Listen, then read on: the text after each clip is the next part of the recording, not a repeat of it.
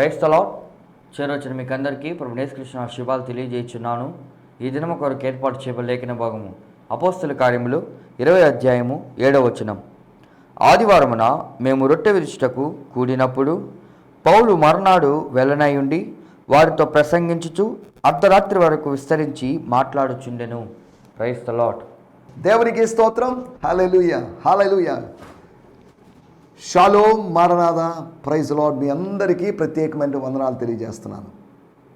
ఈ దినమంతా మనకు ఆశీర్వాదకరంగా మారాలి. ఆశీర్వాదకరంగా మారాలి అంటే దినము ఆశీర్వాదకరమైంది కాదు. కారణం ఏంటంటే దినములు చెడ్డవి అని రాయబడింది. ఎప్పుడు ప్రమాదం జరుగుతుందో, ఎప్పుడు ఊహించని పరిస్థితులు జరుగుతాయో, ఎప్పుడు ఏదైనా జరుగుతుందో మనం చెప్పలేం.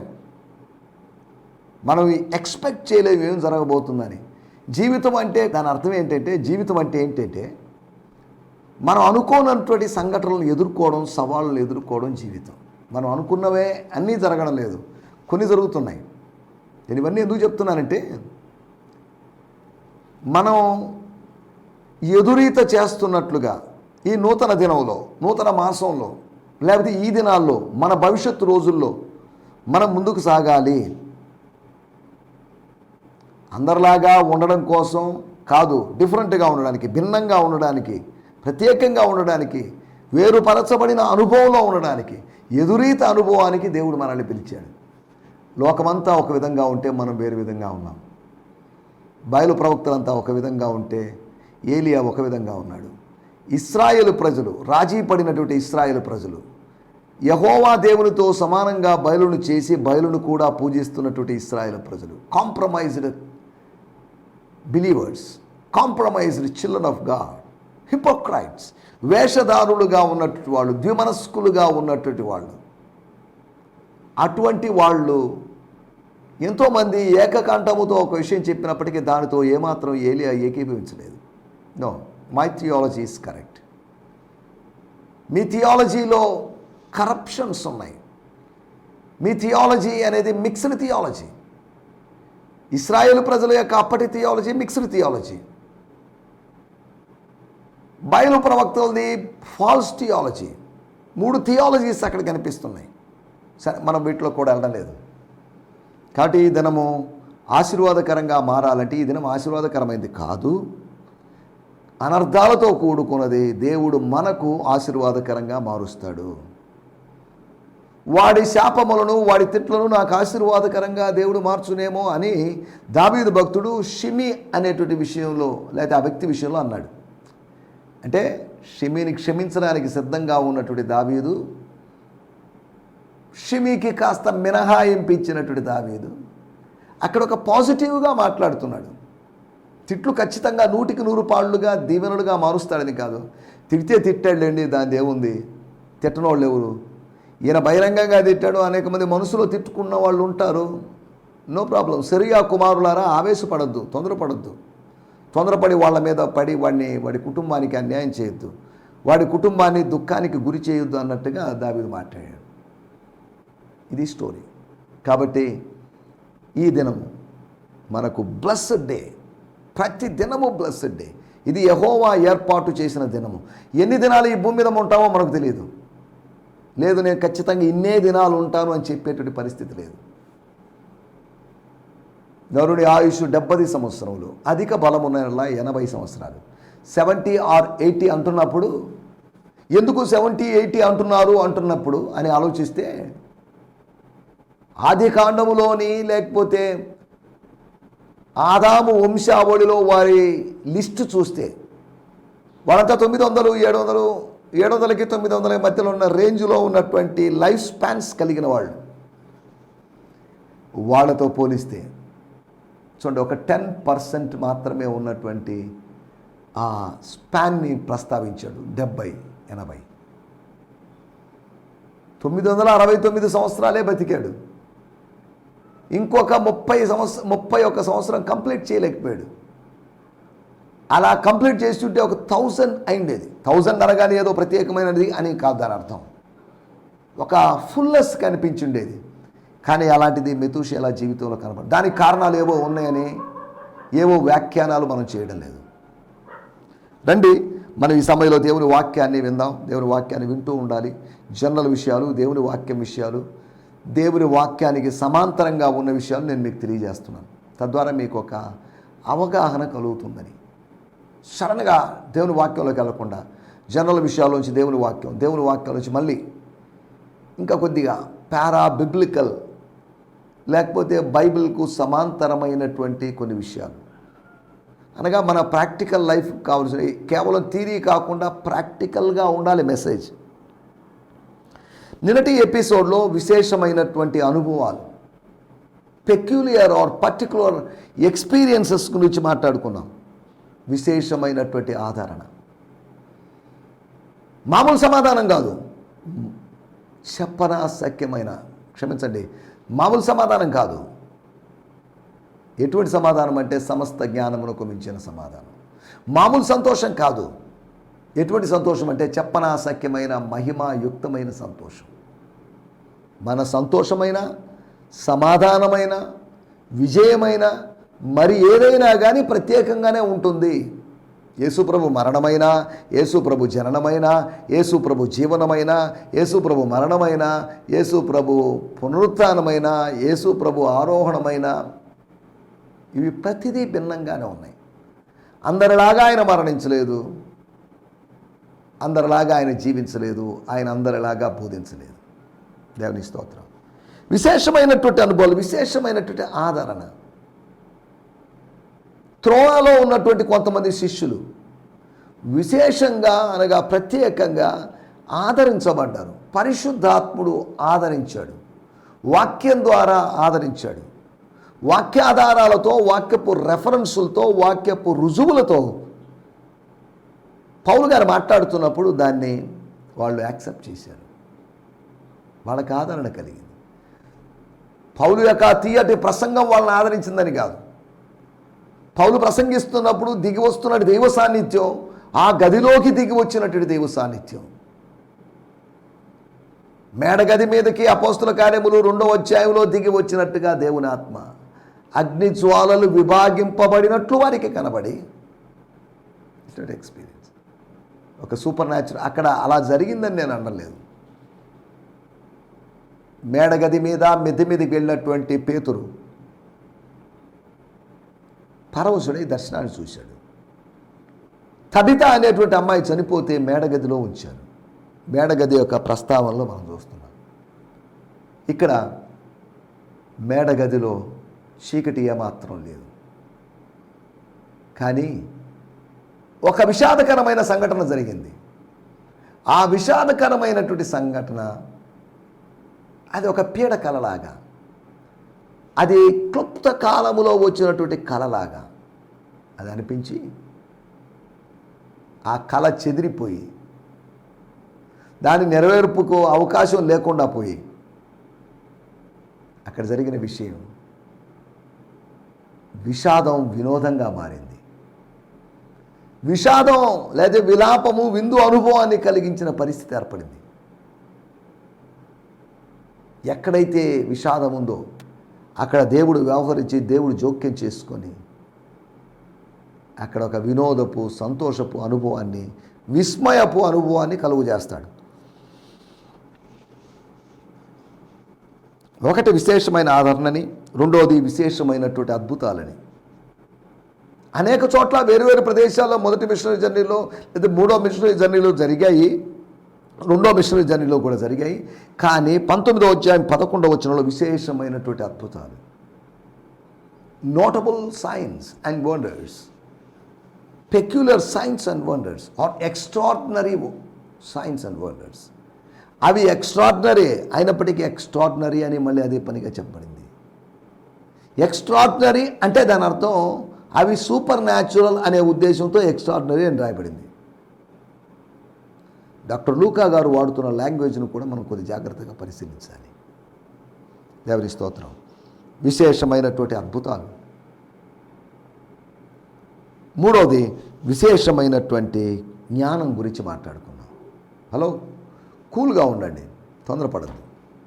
అతని ప్రాణం అతనిలోనే ఉంది. ప్రాణం ఎక్కడికి పోలేదు. అతను చనిపోయాడు అని మీరు అంటున్నారు. చనిపోలేదు, అతను ఇక్కడే ఉన్నాడు. అతడు అన్కాన్షియస్లో, కోమాలో, అపస్మారక స్థితిలో ఉన్నాడు అంతవరకే. కానీ అతను చనిపోయాడని ఎవరన్నారు? అలాగని నిద్రిస్తున్నాడు అని అనలేము. ఒక తాత్కాలికమైనటువంటి నిద్ర, భౌతికమైన గాఢ నిద్రలో నుంచి బయటపడి నిద్ర నుంచి మెలకు వచ్చాడు. కింద పడబోతున్నప్పుడు ఆయనకి తెలియలేదు, పడుతూ ఉన్నప్పుడైనా మెలకు వచ్చేది. మెలకు వచ్చి కొన్ని నిమిషాల్లో, కొన్ని సెకండ్లో ఆయన చనిపోయిన పరిస్థితి. అనగా నిద్రకి మెలకువకి మధ్యలో జరిగినటువంటి సంఘటన. లేకపోతే నిద్రావస్థ దాటుకొని మెలకు వచ్చినటువంటి మొదటి సమయంలోనే అతడు మరణాన్ని ప్రాప్తించుకున్నాడు. దేవుని స్తోత్రం. అక్కడ అతనిని బట్టి అక్కడ ప్రజలకి, అక్కడ విశ్వాసులకి, అక్కడ శిష్యులకి విశేషమైనటువంటి ఆదరణ కలిగింది. దేవుని స్తోత్రం. హల్లెలూయా. విశేషమైనటువంటి ఆదరణ, అనుభవం మనకు కావాలి. దేవుని స్తోత్రం. మూడో విషయం, వాళ్ళందరూ కలవరపడుతున్నప్పుడు ఒక ఆత్మ ప్రత్యక్షత కలిగిన వాడు కలవరం లేకుండా ప్రశాంతంగా, ఎందుకమ్మా, ఎందుకు కలవరపడుతున్నారు, అమ్మా ఎందుకు ఏడుస్తున్నావు, మీరు ఎందుకు టెన్షన్ పడుతున్నారు, ఎందుకు చింతిస్తున్నారు, కూల్. నాకు అర్థమైన విషయం, నేను గ్రహించిన విషయం, దేవుడు నాకు బయలుపరిచిన విషయం కూడా చెప్తున్నాను. అతని ప్రాణం అతనిలో ఉంది. అతను ఇప్పుడు కాకపోయినా ఇంకా కొన్ని నిమిషాలు లేచి వస్తాడు, లేపబడతాడు, లేస్తాడు. అతనిలో ఏదైనా ఒకళ్ళ మరణం అకస్మాత్తుగా వచ్చి ఉండొచ్చు, జీవం వచ్చింది, కానీ యాక్టివ్నెస్, ఒక మెలకువ మెల్లగా వచ్చే అవకాశం ఉంది. కాబట్టి మీరేం కంగారు, మీరు పైకి వెళ్ళండి, నేను ఇతన్ని పైకి తీసుకువస్తాను. నేను ఇతన్ని ఎత్తుకొని రాలేను, 3 అంతస్తులు మెట్లు ఉంటాయి, అవి ఎక్కి రావాలంటే కష్టం. కానీ అతన్ని నడిపించుకొని తీసుకొని రాగలను. అతన్ని తీసుకొని వచ్చి వారికి అప్పగించాడు. ఏ విధంగా పేతురు తబితాన్ని తీసుకొని వచ్చి అక్కడున్న విధవరాళ్ళకి, పరిశుద్ధులకి అప్పగించాడు. అమ్మా ఇదిగో ఈ అబ్బాయి, పైనుంచి కింద పడిన అబ్బాయి, అబ్బాయిని కింద నుంచి మళ్ళీ నేను పైకి తీసుకువచ్చాను. కింద నుంచి వాడు పైకి వెళ్ళాడు, పైనుంచి కిందకు వచ్చాడు, మళ్ళీ కింద నుంచి వాడు పైకి వచ్చాడు. చూడండి, మొదటిసారిగా వాడు కింద ఉన్న వ్యక్తి పైకి వచ్చేసాడు, నిద్రావస్థను బట్టి పైన ఉన్నవాడు కిందకు వచ్చేసాడు, అనగా కింద పడిపోయాడు. మూడోదిగా అతడు పైకి వెళ్ళాడు, తన సాక్ష్యాన్ని పంచుకోవాలి. పౌలు పాస్టర్ గారు ప్రార్థన చేశారు, నేను లేచాను, దీని గురించి అంతటా తెలియాలి, ఈ మేడగది వరకే ఈ మహిమ కార్యము పరిమితం కాకూడదనే ఉద్దేశంతో ఆయన అలా చేసి ఉండొచ్చు. నాలుగోది,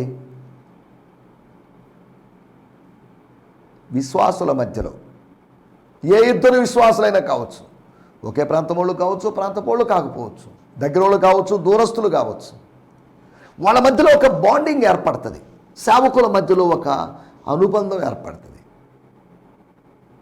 తెలియకుండా ఒకే వృత్తిలో ఉన్నాం కాబట్టి, ఒకే పనిలో ఉన్నాం కాబట్టి, ఒకే తోటలో ఉన్నాం కాబట్టి, ఒకే సంఘములో ఉన్నాం కాబట్టి ఒక అటాచ్మెంట్ ఏర్పడుతుంది.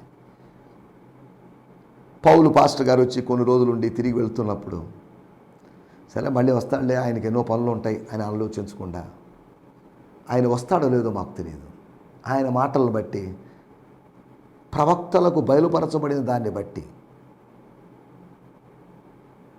స్తోత్రం, ఆయన రాడేమో, రావచ్చు రాకపోవచ్చు.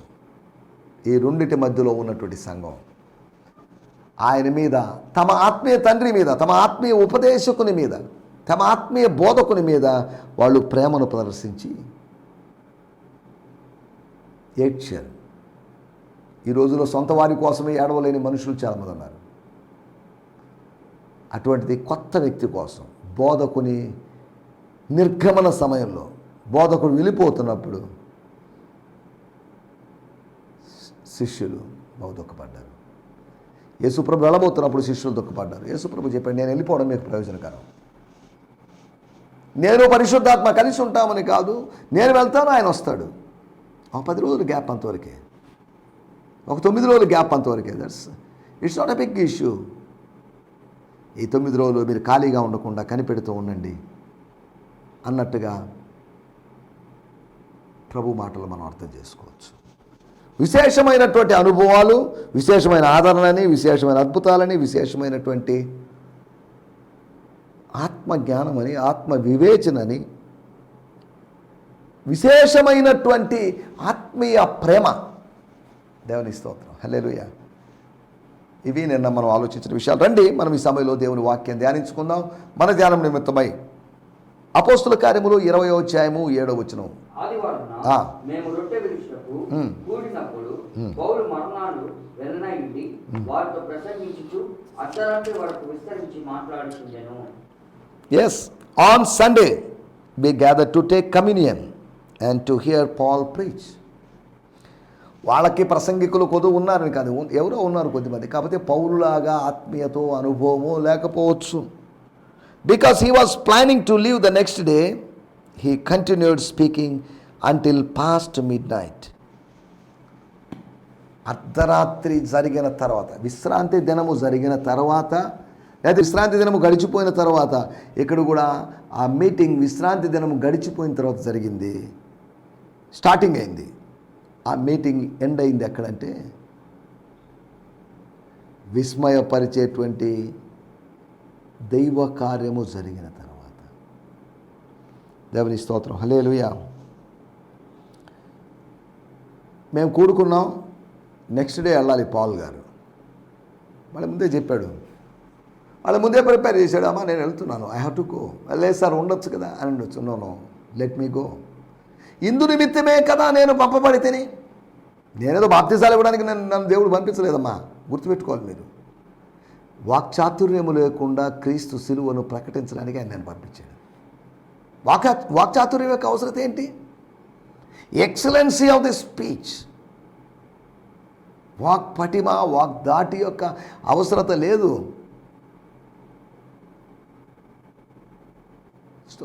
అలాగైతే అతను ప్రవక్త అయినప్పటికీ కూడా అతనికి ప్రవక్తగా, అనగా అహరోనుకు ప్రవక్తగా మోషేను పెట్టి, మోషేను నత్తివాడైన మోషేను దేవుడు వాడుకున్నాడు. ఒక నత్తివాడిని మాట్లాడించగలిగిన దేవుడు, నత్తివాడిని ఉపయోగించుకునే దేవుడు మనల్ని కూడా ఉపయోగించుకుంటాడు. మనము నోటి మాంద్యం కలిగిన వాళ్ళం. నోటి మాంద్యమే కాదు, మనకు బుద్ధి మాంద్యం కూడా ఉంది. అవును, వాస్తవం. మన ఇక్కడ ఆలోచించినట్టు విషయాలు వాడుక భాషలో చదువుకుందాం. అపోస్తుల కార్యములు 20వ అధ్యాయం 7వ వచనం. మేమంతా కలిసి రొట్టె విరవాలి అనుకున్నాం. వాళ్ళు చెప్పారు, okay why don't we do it, okay let's do it అని అన్నారు. పౌలు మరుసటి రోజు ప్రయాణం చేయాలని అనుకోవటం వలన అర్ధరాత్రి దాకా ప్రజలతో మాట్లాడాడు. అర్ధరాత్రి వరకు ప్రజలతో మాట్లాడుతున్నాడు. పిచ్చాపాటిగా ఏంటి ఈసారి ఏంటి రాజకీయ పరిస్థితులు ఎలా ఉన్నాయి, దేశ పరిస్థితులు ఎలా ఉన్నాయి, పట్టణ పరిస్థితులు ఎలా ఉన్నాయి, ఈ ఖండ పరిస్థితులు ఏంటి, ఇవన్నీ మాట్లాడలేదు. కొంతమంది కలుసుకుంటే ఇవే మాట్లాడుకుంటారు. మనకు ఎన్నికలు అయిపోయినాయి. ఎన్నికలు అయిపోయి ఈరోజు మనం పోలింగ్ రిజల్ట్స్ కోసం ఎదురు చూస్తున్నాం. ఈ 21 రోజు టెన్షన్. మనం వేసినటువంటి ఆ ఓటు ఈవీఎం మిషన్స్లో, బాక్స్లో అలాగే నిక్షిప్తంగా ఉంది. దానికి ఒక ఫలితాలు ఈరోజు తెలుస్తాయి. కొత్త ప్రభుత్వమా, లేకపోతే పాత ప్రభుత్వమా, లేకపోతే ఎలాంటి ప్రభుత్వమో మనకు తెలియదు. ప్రభుత్వాలు ఏదైనా మనం ప్రజలు ప్రార్థిస్తూనే ఉండాలి. పరిపాలకులు వేరుగా ఉన్నప్పటికీ కూడా, ఎంతమంది ఉన్నప్పటికీ కూడా మనం ప్రార్థిస్తూనే ఉండాలి. సరే, దేవుని స్తోత్రం. 27వ వచనంలో రాయబడిన మాట, మేము రొట్టె విరుచుటకు కూడినప్పుడు. రొట్టె విరచడం, బ్రేకింగ్ ఆఫ్ ది బ్రెడ్. రొట్టె విరవడం గురించి మనం ఇప్పుడు మాట్లాడుకోవడం లేదు, కానీ రొట్టె విరిచినప్పుడు ఏం జరుగుతుంది, ఏం జరగాలి అనే దాని గురించి మనం కొద్దిగా ఆలోచిద్దాం. ఇక్కడ మన టైటిల్ చూడండి, జ్ఞాపకం చేసుకోవడం, రిమెంబరింగ్. ఏంటి రొట్టె విరవడము అంటే? జ్ఞాపకం చేసుకోవడం. రొట్టెని ఇచ్చిన వాడిని జ్ఞాపకం చేసుకోవడం అని కాదు, గోధుమలు పండించిన వాడిని జ్ఞాపకం చేసుకోవడం అని కాదు. రొట్టెను జ్ఞాపకం చేసుకోవడం అంటే అది క్రీస్తు శరీరములకు సాదృశ్యంగా ఉంది. రొట్టె విరవడం అంటే కేవలం రొట్టె విరవడం మాత్రం కాదు, పాత్రలోది తాగడం కూడా ఉంది. అనగా మేము ప్రభురాత్రి భోజనముకు కూడుకున్నప్పుడు జరిగిన సంఘటన అండి ఇది. అప్పుడు ఏం జరిగిందో ఒక అద్భుతం జరిగింది, దాని గురించి చెప్తాను. ఇంకా చాలా అద్భుతాలు ఉన్నాయి, వాటికి చెప్పుకునే సమయం లేదు కాబట్టి దాని గురించి చెప్పబోతున్నాను. లేదా చెప్పినట్టుగా లూకా చెప్పినట్టుగా మనం అర్థం చేసుకోవచ్చు. దేవుని స్తోత్రం. చదవండి ఒక మాట. 1 కొరింథీయులకు రాసిన పత్రిక 11వ అధ్యాయం 25వ వచనం. ఆ ప్రకారమే భోజనమైన పిమ్మట ఆయన పాత్రను ఎత్తుకొని, పాత్ర నా రక్తము వలన కొత్త నిబంధన, మీరు దీనిలో త్రాగునప్పుడల్లా నన్ను జ్ఞాపకం చేసుకుంటారై దీన్ని చేయలేదని చెప్పాను. దేవుని స్తోత్రం. హల్లెలూయా. 11వ అధ్యాయం మనం చదువుకున్నాం.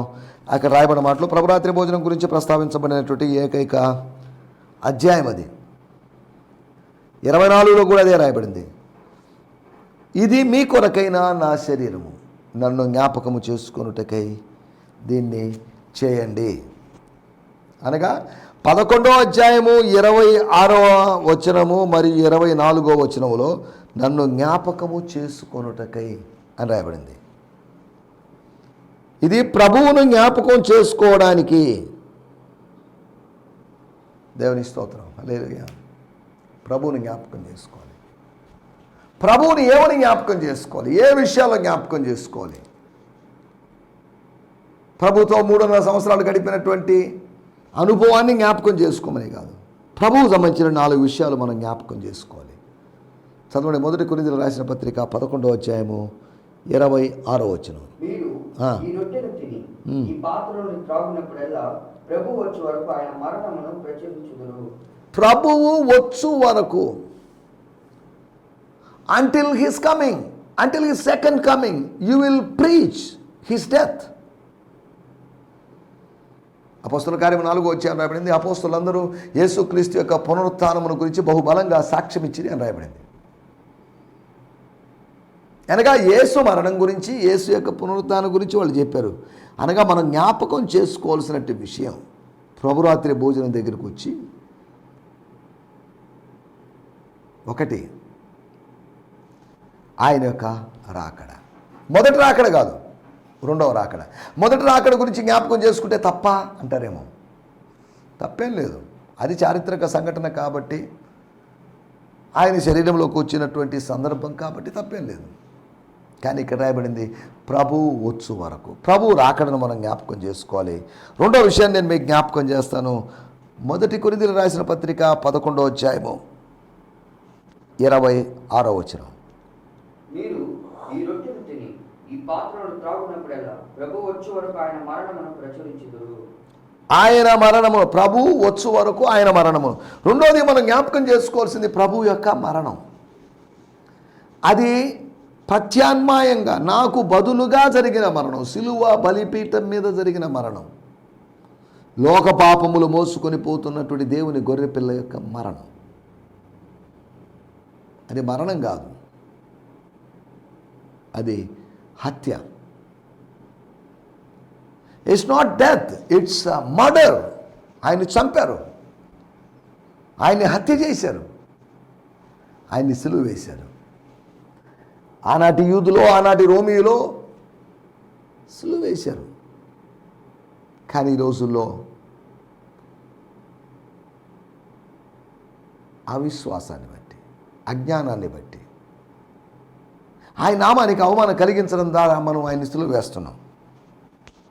ఆనాటి యూదులే నిన్ను చంపిరనుకుంటే, కాదు కాదయ్యయ్యో నా పాప రుణమునకే అని భక్తుడు చక్కటి పాట పాడాడు. ఒకటి ఆయన రాకడ మనం జ్ఞాపకం చేసుకోవాలని, రెండవది ఆయన మరణాన్ని మనం జ్ఞాపకం చేసుకోవాలని, మూడవది 11వ అధ్యాయము 27వ వచనం. ఎవరు అయోగ్యముగా ప్రభు యొక్క రొట్టెను తినునో లేక ఆయన పాత్రలోని తాగునో వాడు ప్రభు యొక్క శరీరమును గూర్చి రక్తమును గూర్చి అపరాధి అగును. ఏదో నెలకోసారి మొదటి వారము లేదా రెండో వారము ఏదో వారం నిర్ణయించుకున్న వారం, లేకపోతే ప్రతి ఆదివారం కావచ్చు. పౌలు ప్రతి ఆదివారం లేడు అక్కడ, వచ్చాడు, తను గెస్ట్గా వచ్చాడు, త్రోయకి వచ్చాడు, ఇక వెళ్ళిపోతాడు ఆయన. Last trip to Troas. అక్కడ జరిగినట్టు విషయం 27వ వచనం. ఇది ప్రభు శరీరమని, శరీరం అని కాదు, శరీరమని, ప్రభు కార్చే రక్తానికి సాదృశ్యంగా ఉన్నటువంటి రసము అని. ఒకటి ఆయన రాకడని జ్ఞాపకం చేసుకోవాలి, రెండోది ఆయన మరణాన్ని జ్ఞాపకం చేసుకోవాలి, మూడోది ఆయన యొక్క శరీరాన్ని, రక్తాన్ని, శరీరంలో ఉన్న రక్తాన్ని, శరీరంలోంచి తన్నుకొని వచ్చినట్టు బయటకు వచ్చినటువంటి రక్తాన్ని, పరిశుద్ధ రక్తాన్ని, పరిశుద్ధమైన దేహాన్ని మనం జ్ఞాపకం చేసుకోవాలి. దేవుడు తన పరిశుద్ధిని కుళ్ళు పట్టనేలేదు, వాస్తవమే. కానీ ఆయన్ను మరణానికి అప్పగించాడు. కుమారుడు శక్తిమంతుడై మరణ ప్రస్తావన లేకుండా చేశాడని కాదు, మరణాన్ని అనుమతించాడు. మరణాన్ని అనుమతించిన వాడే పునరుత్థానాన్ని కలుగు చేశాడు. సిలువేండి సిలువేండి అని వీళ్ళు కేకలేసి ఉండొచ్చు, వాళ్ళ వెనకాల దుష్ట శక్తుల ప్రేరణ బట్టి అలా మాట్లాడింటారు. వాళ్ళ ఈగో చాలాసార్లు హర్ట్ కావడాన్ని బట్టి వాళ్ళు మాట్లాడింటారు. స్తోత్రం. ప్రభు శరీరాన్ని గురించి, ప్రభు యొక్క రక్తాన్ని గురించి ఆలోచించాలి. మనం లేఖనాల్లో చూస్తే 1 కొరింథీయులకు రాసిన పత్రిక 11వ అధ్యాయం 29వ వచనం. ప్రభు శరీరమని వివేచింపక త్రాగువాడు తనకు శిక్ష విధి కలుగటకే తిని త్రాగుచున్నాడు. ప్రభు శరీరమని, ప్రభు రక్తమని వివేచన లేకుండా తినేద్దాం, ఈ వారం తినేద్దాం, ఈ వారం బలలో చేయవేద్దాం అని అనుకుంటూ ఉన్నట్లయితే వాడు ప్రభు చేత శిక్షించబడతాడు, శిక్షా విధికి గురవుతాడు. అదేంటండి, శిక్షా విధి లేదు, కొట్టివేయబడి అని రాయబడింటే, క్రీస్తు యేసునందు వారికి ఏ శిక్షా విధి లేదంటుంటే మళ్ళీ శిక్షా విధి అంటారేంటి? పౌలు చెప్పిన మాటలేవి. మీలో కొంతమంది బలహీనులుగా ఉన్నారు, కొంతమంది నిద్రిస్తున్నారు. సంతోషంతో చెప్పిన మాట అది కాదు, అది దుఃఖంతో. ఈ సంఘంలో కొంతమంది చనిపోతున్నారు, అన్ని చోట్ల సహజ మరణాలు కావచ్చు, కానీ ఇక్కడ ఆజ్ఞ అతిక్రమించడం వలన, ఆజ్ఞను లేకపోతే అనుభవాన్ని ఒక ఆచారంగా మార్చడాన్ని బట్టి అలాంటి పరిస్థితి. సరే, మనం ఏదేమన్నప్పటికీ ప్రభు శిక్షిస్తాడు, ప్రభు న్యాయాధిపతి కనుక శిక్షిస్తాడు, శిక్షను అమలు చేస్తాడు. ప్రభు రాకడను జ్ఞాపకం చేసుకోవాలని, ప్రభు యొక్క మరణాన్ని జ్ఞాపకం చేసుకోవాలని, ప్రభు యొక్క శరీరము, బాడీ అండ్ బ్లడ్, దీన్ని మనం జ్ఞాపకం చేసుకోవాలని, ప్రభు యొక్క పనిష్మెంట్, ప్రభు యొక్క జడ్జిమెంట్ని మనం జ్ఞాపకం చేసుకోవాలని ఈ విషయాలు మనం తెలుసుకున్నాం. ఇటు జ్ఞాపకము చేసుకుంటూ మనం ముందుకు సాగడానికి ప్రభు మనందరికీ సహాయం చేయనుగాక. ఆమేన్, ఆమేన్, హల్లెలూయా. ఈ సందేశము మీకు ఆశీర్వాదకరంగా ఉందని నమ్ముచున్నాము. ప్రార్థనా అవసరతల కొరకు మమ్మల్ని సంప్రదించవలసిన మా చిరునామా గిద్యోన్ మిషన్ చర్చ్, 6వ వీధి, శాంతినగర్, నెల్లూరు 4, ఆంధ్రప్రదేశ్. పిన్ 524004. మా ఫోన్ నంబర్లు 7036443613 మరి ఒక నంబర్ 9392293010. మా ఈమెయిల్ ఐడి gfihmi2015@gmail.com. దేవుడు మిమ్మును ఆశీర్వదించునుగాక. ఆమేన్.